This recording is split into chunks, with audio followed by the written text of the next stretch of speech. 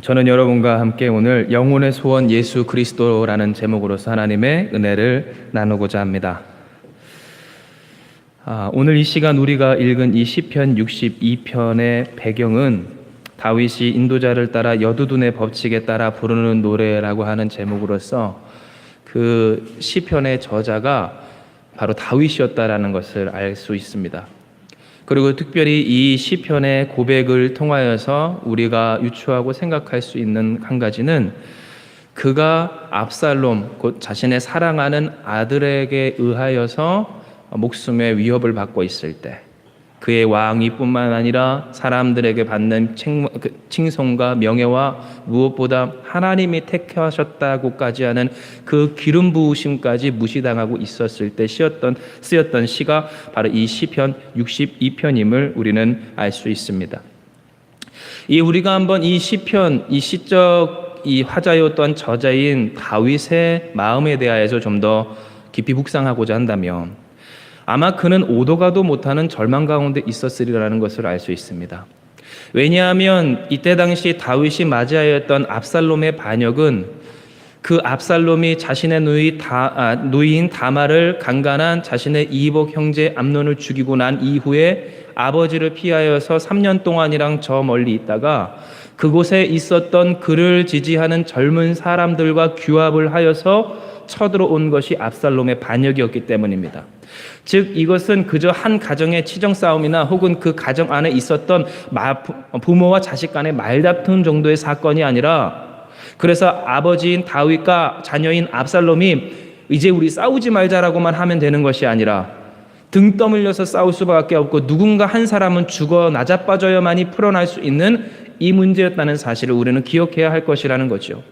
그러므로 여러분, 이 시간 이 다윗, 이 시편 62편을 썼던 다윗은 도망갈 수밖에 없었습니다. 왜냐하면 아버지인 자신이 그 아들을 맞이하여서 도저히 전쟁을, 또한 그 죽고 죽이는 그 사력을 할 수가 없었던 거예요. 그러므로 그는 그를 지지하는 그 최소한의 사람들을 데리고서 떠나갑니다. 그 예루살렘에 있었던 다윗의 성을 떠나 이제 우리가 잘 아는 광야로 그는 피신을 한 거예요. 그리고 그 가운데서 그는 이와 같이 시편을 적어냅니다. 이 시편의 고백 가운데 그의 이 절절한 상황과 상태가 어떠하였는지를 이 시편 62편뿐만 아니라 그가 적어냈던 다른 시편의 고백을 통하여서 우리는 깨달을 수 있어요. 그러므로 여러분, 우리가 만약 이 다윗의 상황이었다면 어떠했을까 하였을 때 앞서 말씀드렸죠. 그는 오도 가도 못한 상황이었습니다. 내가 앞으로 전진하자니 나의 아들을 죽여야 하고, 내가 그렇다고 뒤로 후퇴하자니 하나님의 영광뿐만 아니라 내 목숨과 또한 나를 믿고 지지하던 나의 사랑하는 아들, 누구? 다른 아들, 특별히 솔로몬과 그의 아내 어머니까지도 다 죽임을 당해야 하는 오늘 그와 같은 상황 가운데 있었다는 거예요. 그러므로 여러분, 이와 같은 상황일 때 과연 다윗이 무엇을 소망했을까? 인간 다윗이 무엇을 소망할 수 있을까 생각을 해보면 그는 아마 바라는 것이 없었을 겁니다. 딱 하나 있다면 뭘까요? 모든 것이 있기 전으로 돌아가는 것. 내가 솔로몬을 낳기 이전으로 돌아가는 것. 내가 압살롬을 낳기 이전으로 돌아가는 것.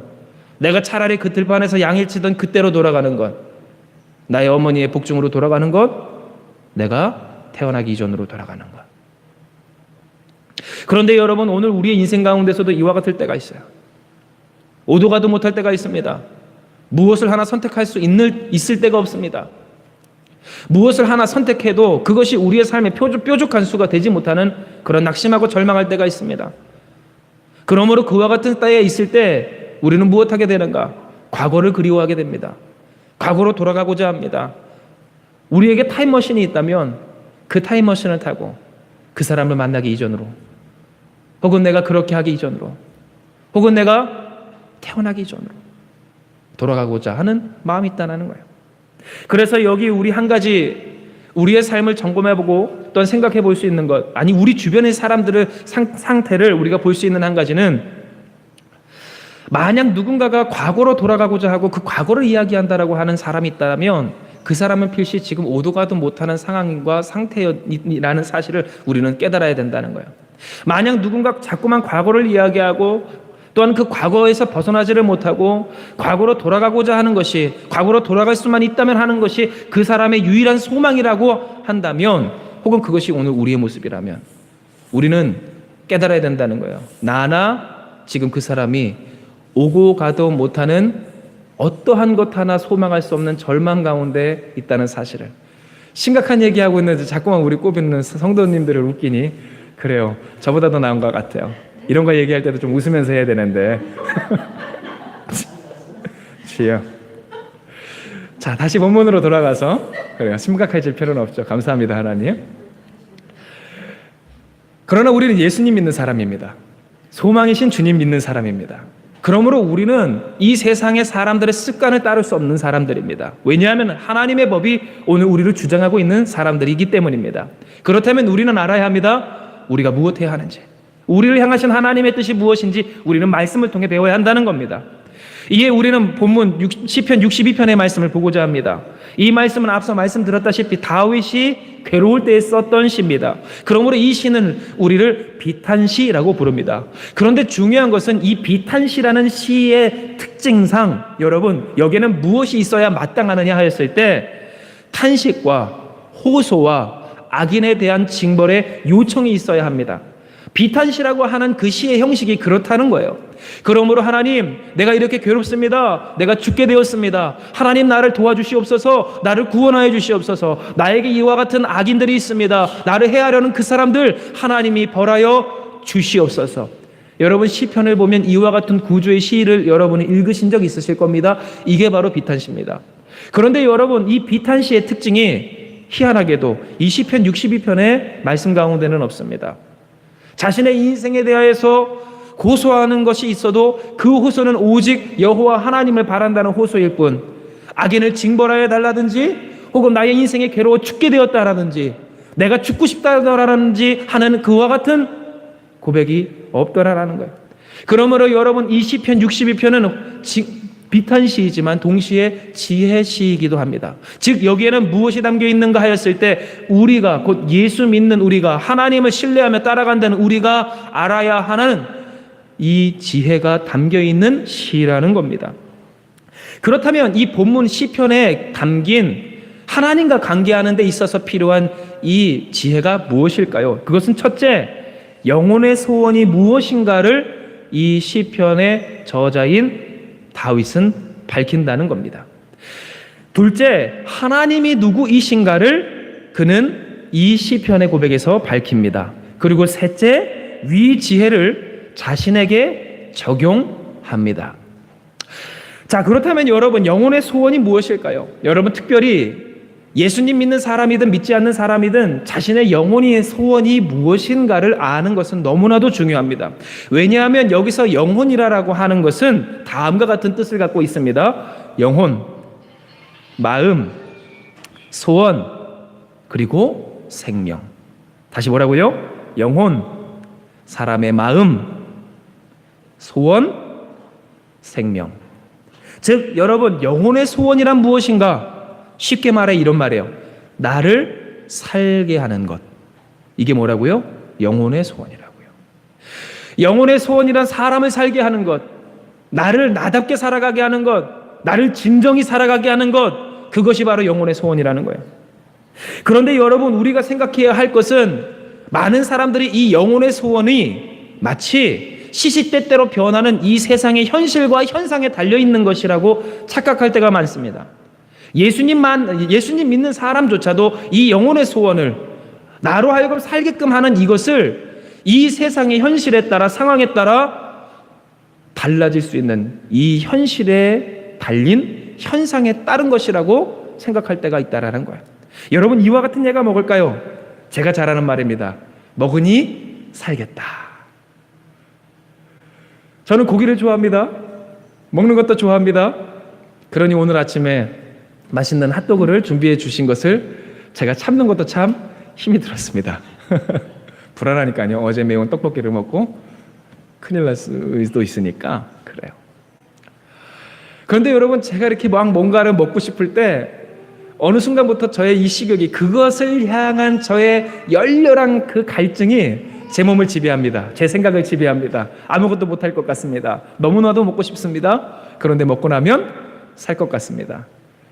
한국 땅에서 그렇다는 것이 아니라 파키스탄에 있을 때 삼겹살을 놓고 그렇게 제 영혼의 갈망을 부리짖었던 적이 있어요. 먹으니 살겠더라고요. 그런데 여러분, 이와 같은 말, 이것이 바로 착각이라는 거예요. 이제 좀 살겠다고 하는 우리의 이 말 속에는 무엇이 있어요? 나의 영혼의 소망이 이 현실에 달려있다라는 착각이 있어요.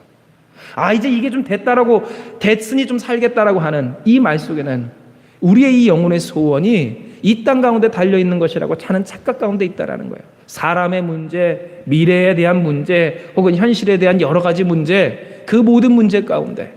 그런데 여러분, 우리가 기억해야 할 한 가지는 뭡니까? 과연 이 영혼의 소원이라는 것이 이 세상의 현실과 현상에 달려있는 것이었더냐라는 거죠. 왜요? 여러분, 질문할게요. 돼지고기 못 먹는다고 죽습니까? 내가 살고 죽는 문제가 돼지고기 달려있지 않잖아요, 고작.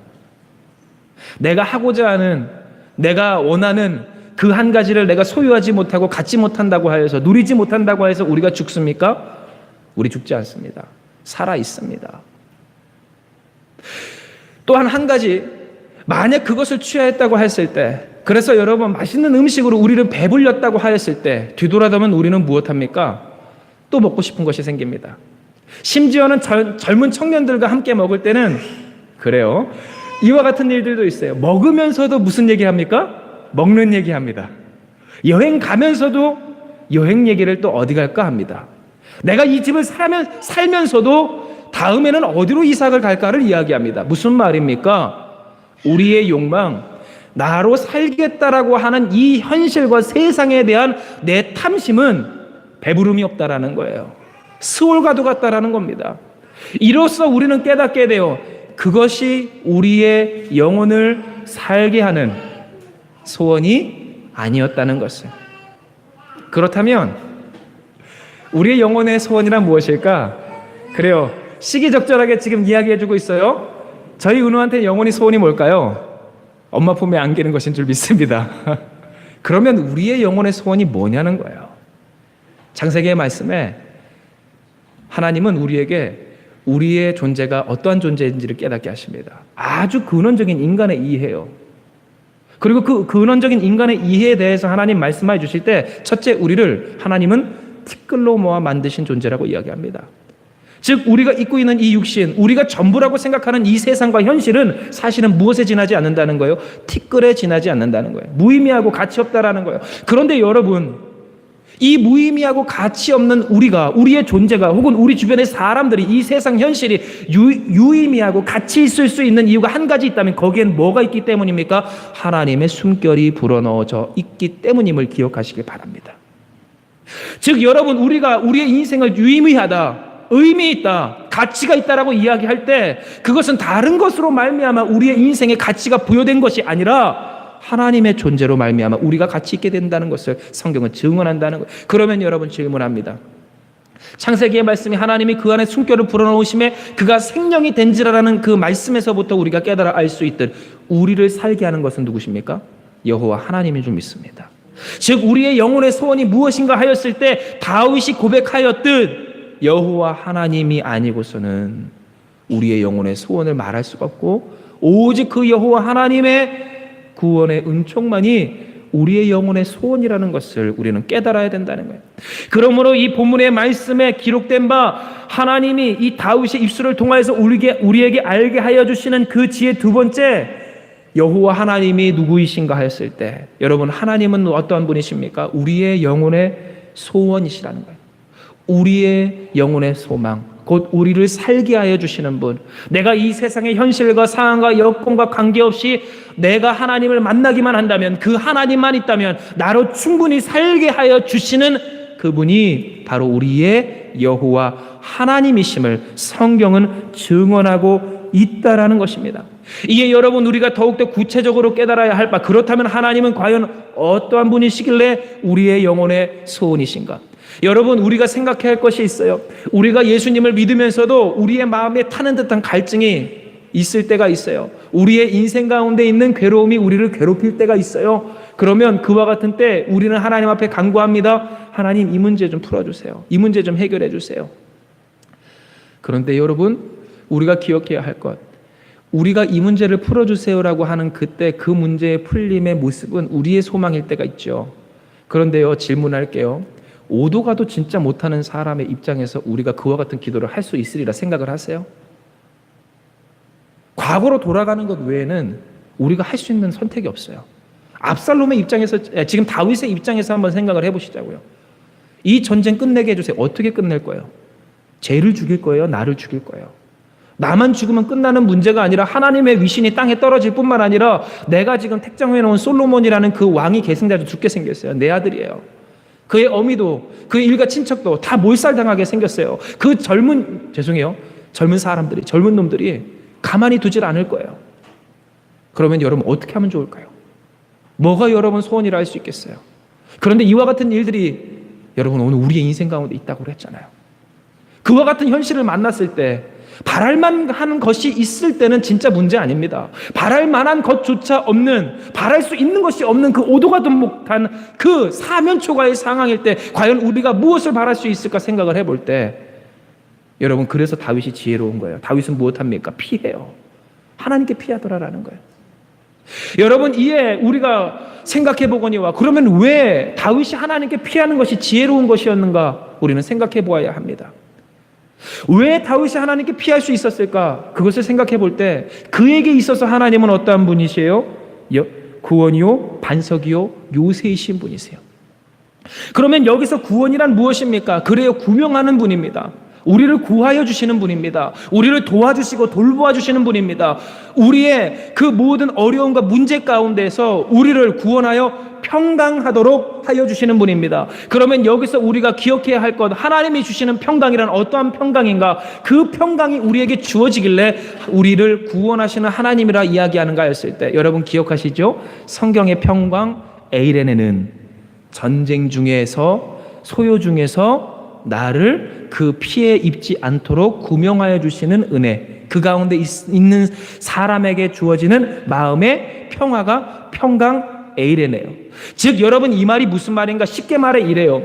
우리가 만약 출애굽하는 이스라엘 백성이라고 여러분 상상을 해보세요. 하나님이 출애굽하는 이스라엘 그 홍해 바다를 건너게 하실 때 1번 홍해 바다를 사라지게 하셨습니까? 2번 홍해 바다를 가르셨습니까? 2번이죠. 그런데 여러분 질문합니다. 홍해 바다 갈라지면 무서워요, 안 무서워요? 무섭죠. 여러분의 상상을 해보세요. 지금 우리가 해외여행 같은 데 가고, 에어컨 좀 조절을 해주세요. 그리고 혹은 다른 곳을 갈 때, 혹은 사진만 보더라도 끝을 알 수 없는 깊은 시커먼 물이 우리에게 펼쳐져만 있어도, 나 들어가지 않아도 빨려 들어갈 것 같고 떨어질 것 같아서 우리 무서울 때가 있어요. 그런데 여러분, 그 바다 한가운데를 지금 그 사람들 걸어가고 있어요. 바다가 사라진 게 아니에요. 물이 사라진 게 아니에요. 그 사람의 인생을 가로막는 그 죽음의 위협이 사라진 게 아니에요. 뒤에서도 양옆에서도 지금 우리를 딱 가로막고 있다라는 거예요. 그런데 그들은 지금 누구만 쫓아가요? 그들을 인도하시는 하나님의 은혜만 쫓아가요. 그 손길만 쫓아가더라라는 거예요. 여러분, 이게 바로 평강입니다. 이게 바로 평화라는 거예요. 하나님이 말씀하시는 에이레네, 이게 하나님이 우리에게 주시는 구원이라는 것이죠. 즉 하나님이 오늘 우리로 하여금 그리스도 예수를 통하여서 구원 얻게 하여 주실 때, 죄의 문제를 해결하여 주실 때 죄의 유혹이 사라진 게 아니에요. 그 죄의 유혹 가운데서 잠잠할 수 있는 하나님의 능력이 우리에게 임하여지는 겁니다.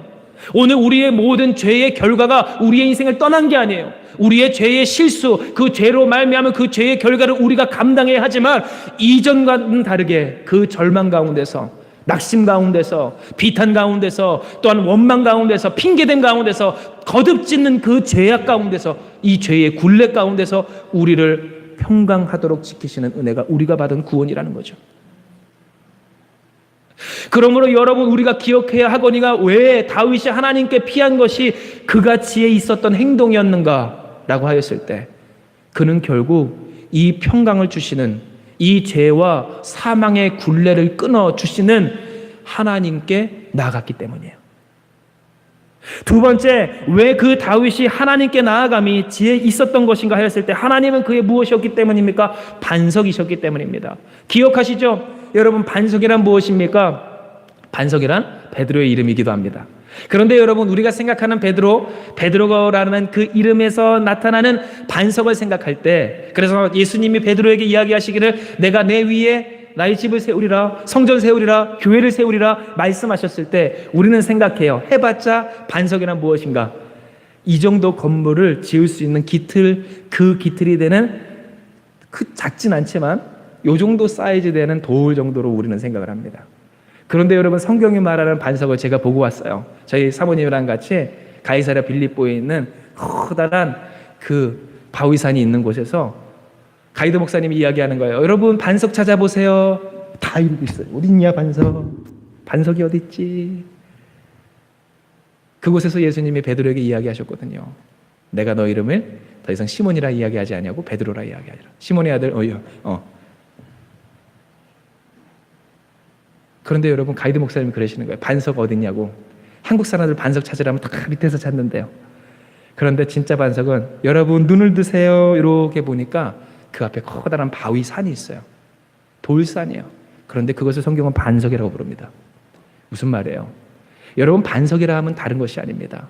우리가 생각할 때 반석이라 하면 우리가 올라가고 내려갈 수 있는 그 정도, 우리가 쉽게 그냥 지나칠 수 있는 이 작은 돌 정도로 생각을 할 때가 있지만, 성경이 말하는 반석은 이제 돌산이에요. 한마디로 바위로 이루어진 커다란 산을 반석이라고 이야기해요. 여러분, 이에 우리가 생각해 볼 수 있는 것은 사실 구원과 반석과 요새는 다른 말이 아니에요. 다윗에게 반석이란 무엇이었을까요? 구원이란 무엇이었을까요? 요새란 무엇이었을까요? 그가 피해 도망갔던 바위산입니다.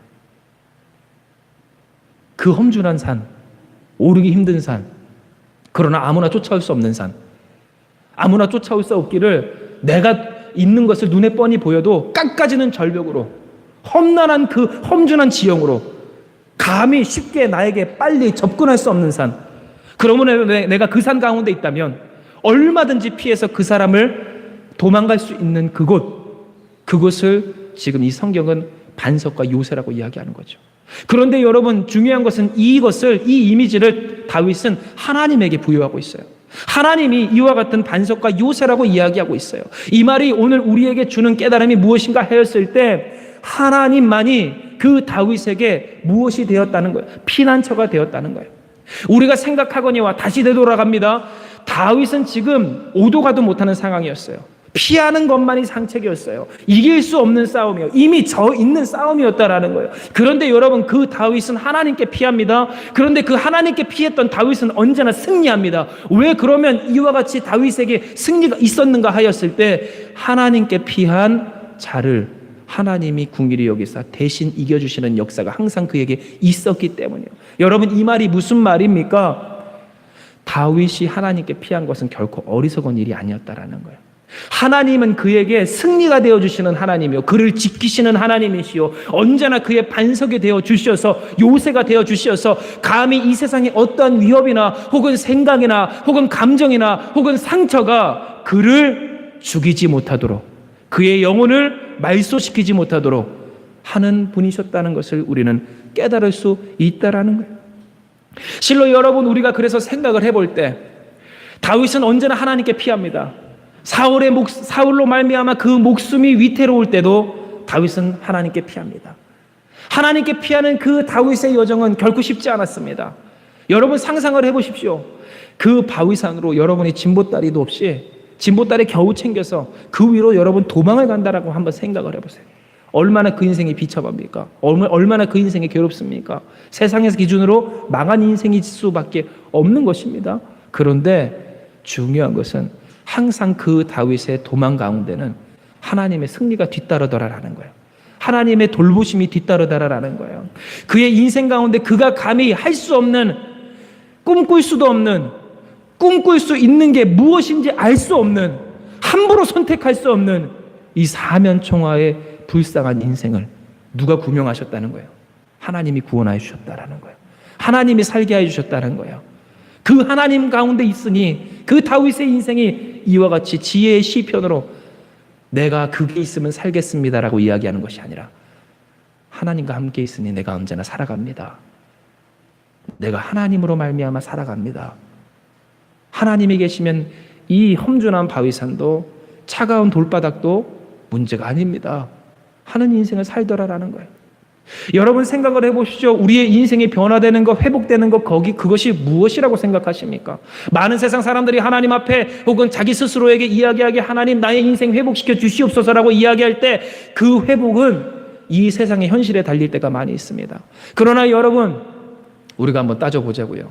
지금 우리가 살고 있는 이 시대가 괴롭고 힘든 시대이기도 하지만 동시에 얼마나 우리에게 많은 유익이 되는 시대입니까? 이 옷도, 먹을 음식도, 사는 집도 물론 지금도 너무나도 괴롭고 비참한 인생을 살아가는 정말로 힘겨운 인생들도 많이 있지만 적어도 여기 있는 우리에게 있어서는 그래요. 이전과는 비교할 수 없는 그 부귀 가운데 살고 있습니다. 편리 가운데 살고 있습니다. 그런데 지난주인가요? 뉴스를 봤어요. 초등학교 사이에 퍼지는 노래가 있답니다. 무슨 노래인지 혹시 아시나요? 자살송이래요. 자살 노래. 아이들이 그렇게 자살을 이야기하며 자살을 노래하고 있대요. 물론 그 시대 때는 그때는 그 시절에는 별것 아닌 노래라도 유행을 쉽게 타니까. 그런데 아이들 가운데 자살의 노래가 되고 자살송이라는 하는 그 노래가 퍼진 가운데 기자가 물어봤답니다. 아이들한테 자살을 생각해 본 적이 있냐고. 그런데요, 아무것도 생각이 없다라고 하면 좀 굉장히 무시하는 말이지만 어른들은 그렇게 쉽게 생각하잖아요. 그래도 그때가 좋지, 그때가 편하지라고 하는 그 아이들이 자살을 생각하는 아이들이 상당수더라라는 기사에 이 내용을 보았어요. 여러분, 잘 먹고 잘 입히고 좋은 데 살면 뭐합니까? 그 마음이 병들어 죽게 되었는데 우리가 사는 데 있어서 진짜 우리를 인간답게 생명으로 살아가는 거 있어서 사실 오늘 우리가 말하는 회복은 다른 게 달려있지 않다라는 거예요. 우리가 죽게 되었다라고 이야기할 때 그 죽게 되었다는 것은 정확히 이야기하자고요. 그것이 있어 죽게 되는 것이 아니라 그것 때문에 살 수 없게 된 내 마음이 죽게 된 거 아니겠어요?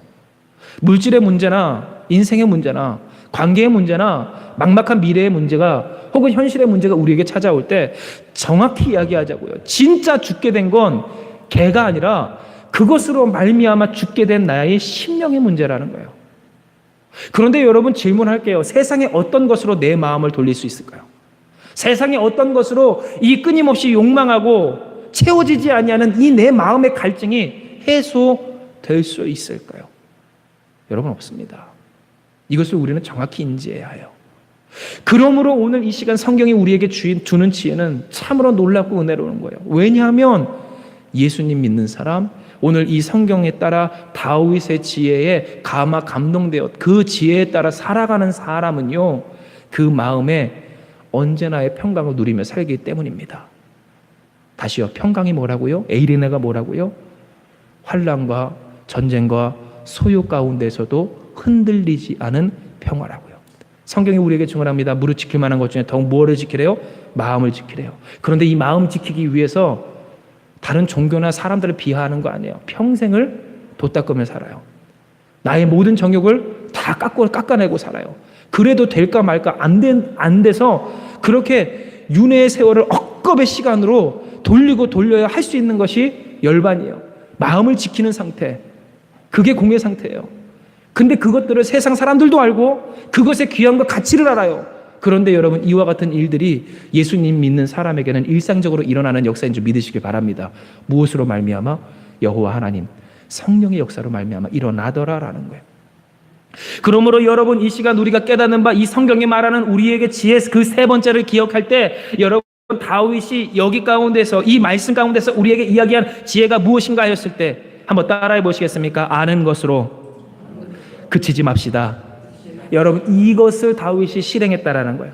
우리가 이 시편 62편의 말씀을 읽은 바 그는 계속해서 고백합니다. 하나님, 나의 영혼이 하나님만 바랍니다. 나의 구원이 하나님께만 있습니다. 오직 하나님만이 나의 반석이십니다. 나의 구원이십니다. 나의 요새이십니다. 그러므로 내가 이 험준한 바위산을 올라갈 때에, 그 사람들을 피해갈 때에 내 마음이 떨려, 내 다리가 떨려 후들거려 그렇게 실족할 수도 있고 넘어질 수는 있어도 내가 안전히 굴러떨어져 죽지 않습니다. 내 영혼이 죽지 않습니다. 내가 절망하지 않습니다. 내가 완전히 포기하지 않습니다. 3절과 4절의 말씀처럼 넘어지는 단과 같이 나를 해하려 하는 사람, 나의 이 모든 것들을 무너뜨리려 하는 사람, 그래서 나의 이름과 여호와 하나님의 이름까지 땅에 떨어뜨리는 사람들이 있을지라도. 여러분 5절과 6절의 말씀을 우리가 같이 읽어볼까요? 같이 읽습니다. 시작. 나의 영혼아 잠잠히 하나님만 바라라. 물은 나의 소망이 그로부터 나오는도다. 오직 그만이 나의 반석이시요 나의 구원이시요 나의 요새이시니 내가 흔들리지 아니하리로다. 아멘. 지금 다윗은 무엇하고 있는 거예요? 첫째는 자기의 영혼의 상태, 그 소원이 무엇인지를 정확히 정리했을 때 이제는 그 정의된 영혼의 소망이신 여호와 하나님께 그가 고백하며 나아가는 거예요. 나의 영혼아. 이미 지금 그 영혼은 하나님 소망하고 있어요. 그런데 지금 그 스스로를 다독이는 거예요. 나의 영혼아. 우리로 따지면 어떤 말이에요? 요한아, 나의 인생아, 나의 마음아, 나의 생각아, 내가 하나님만 바라라. 오직 그 구원이 여호와께서부터 나는도다. 하나님께 피하라. 하나님을 쫓으라. 하나님을 붙들라. 오늘 그러면 이 다윗은 무엇합니까? 이 시편의 고백을 쓰며 여전히 그 험준한 돌산을 올라갑니다. 여러분, 그런데 생각을 해볼 것은 이것이 얼마나 우리에게 참 귀하고 도전이 되는 말인가 했을 때, 우리가 문제 앞에 닥치게 되면, 문제를 우리가 마주하게 되면 우리는 당장 무엇하고 싶어요? 내가 빨리 이 문제를 해결하고 싶어요. 그게 우리의 소원일 때가 많아요. 우리가 다윗 같았다면 돌산에 올라갔더라도, 하나님이 우리를 번쩍 들어서 돌산에 피하게끔 하셨더라도 우리는 우리가 내려가서 싸우고 싶어요. 우리가 이기고 싶어요. 우리가 승리를 쟁취하고 싶어요. 그래서 내가 승리자 되고 싶어요. 그런데 여러분, 계속해서 이야기하죠. 진짜 우리가 이길 수 있는 문제였다면 문제가 문제이겠습니까?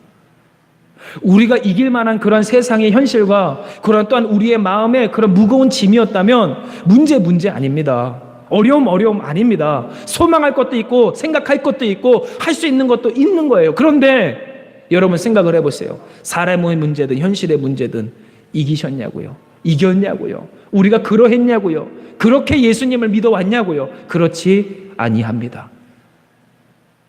피하는 게 답이에요. 하나님을 의지하는 게 답이에요. 하나님을 소망하는 게 답이에요. 무엇하고? 내가 해결하고 이기고 싶은 내 마음의 그 욕망을 끊어내고, 내가 당장 이 돌산을 내려가 내 주머니에 차고 있는 칼을 빼내들어 마치 베드로가 그 예수님을 잡으러 온 사람들의 중에 그 말고라는 종의 그 귀를 잘라냈던 것처럼 내가 그 사람 해하고 싶은 거예요. 그 문제 내가 한번 헤집어 보고 싶은 거예요. 그래서 마치 어린아이가 자기가 해결할 수 없는 그 문제를 풀고자 하여서, 저도 어렸을 때 그랬거든요. 카메라가 고장나니까 그 카메라 안에 필름을 지키고자 제가 그 필름 뚜껑을 열어가지고 필름을 다 끄집어냈어요. 손 안 댔으면 그 필름 안에 있는 가족과의 추억, 그 필름이 어떤 필름이었냐면 가족과 함께 저희 가족이 서해바다가의 동해바다를 쫙 해안도로를 타고 가면서 찍었던 그 여행의 추억이거든요. 근데 제가 그걸 다 날려먹었어요. 왜요? 내가 하고자 하니까. 뚜껑이 열리고 카메라가 고장나도 닫고 나서 전문가에게 갖다 주면 해결할 수 있었을지도 모르는 문제예요.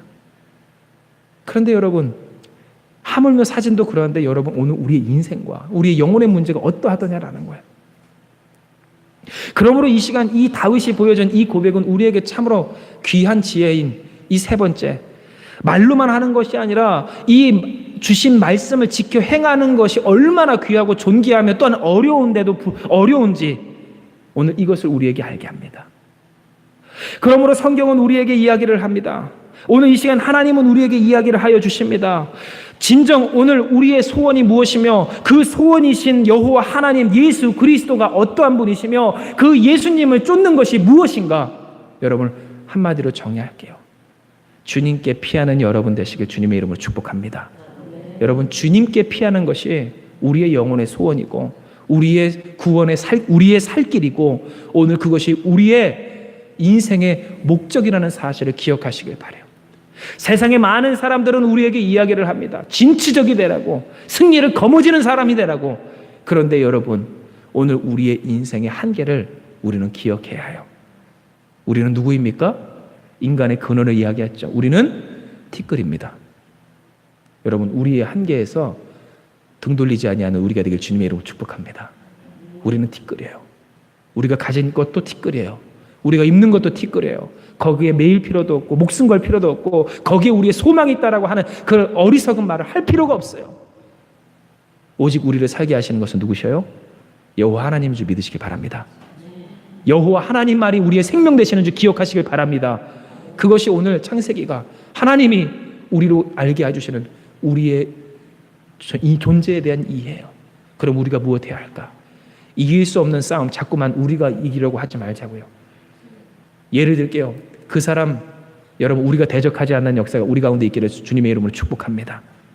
그 문제 우리가 이기고자 우리의 생각, 우리의 방법으로 요리조리 하다가 이를 더 꼬아내지 않는 여러분 우리가 되길 주님의 이름으로 축복합니다. 그저 여호와 하나님을 신뢰하자고요. 하나님을 의지하자고요.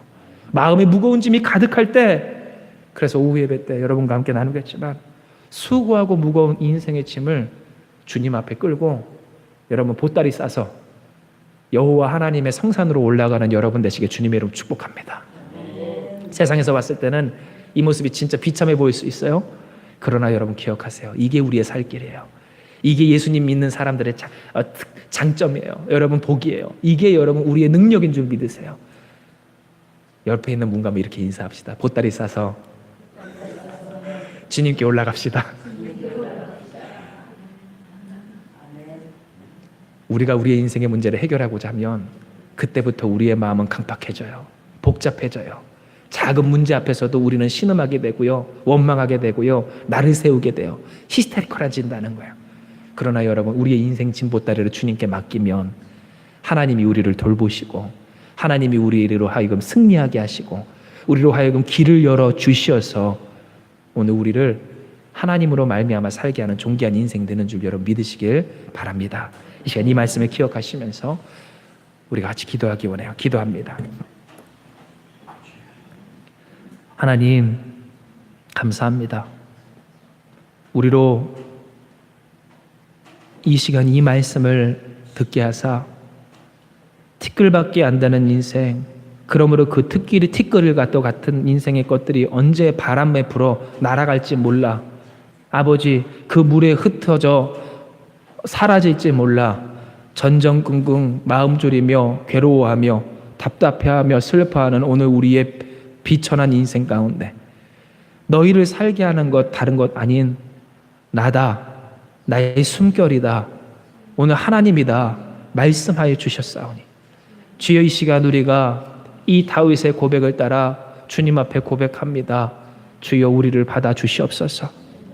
지금까지 오늘 우리의 인생이 얼마나 연약하고 부족하였는지 주님은 이 모든 것을 아시면서도 우리를 포기하지 않으시고 하나님과의 그 회복할 수 없는 관계 가운데에서 허우적거리며 이 세상이 전부인 줄 알고 착각하던 우리의 인생을 궁일이 여기사 독생자 예수 그리스도를 우리에게 보내어 주시어 그 보혈로 우리를 깨끗이 씻어 주시고 말갛게 된 우리를 주님께서 품에 안으사 하나님의 자녀로 오늘 주님 앞으로 우리를 끌어안고 인도하여 주시오니 주여 이 시간 우리가 주님 앞에 고백하며 나아갈 때에 이제는 더 이상 세상의 다른 것들을 우리의 생명으로 삼지 아니하고 오직 여호와 하나님, 그 하나님 앞으로 우리를 인도하신 구주 예수님만을 우리의 영혼의 소원이라 고백하며 그 주님을 붙들기 위하여서 하나님의 성산으로 올라가는 우리 되기를 간절히 소망하며 나아갈 때에 주여 이 시간 주님 앞에 간구하고 기도하는 사랑하는 한마음교회 모든 성도들을 아버지 주님여 붙들어 주사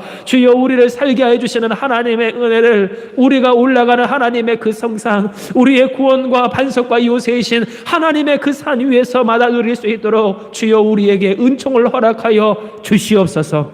이 시간 우리가 하나님 앞에 간구한 이 모든 기도의 제목대로 그래 나 앞에 나아오라. 모든 인생의 무거운 짐 들고 나에게 나아오라. 내가 너희를 거부하지 아니하고 내가 너희를 기다리니 어서 나에게 나아오라. 하나님 말씀하여 주시오니 주여 우리가 주님 앞에 나아갑니다. 우리가 주님 앞에 나아갑니다. 오늘 우리의 인생이 주님 앞에 모든 것을 끌고 나아갈 때에 주여 우리를 받아 주시옵소서. 함께 하시는 주님께서 우리를 받아 우리를 치료하여 주시고 우리를 회복해 하여 주시고 우리를 평안하게 하여 주시어 우리에게 승리를 허락하여 주실 줄 믿사오며 이 모든 말씀 우리를 사랑하시는 예수님의 이름으로 간절히 기도드리옵나이다. 아멘.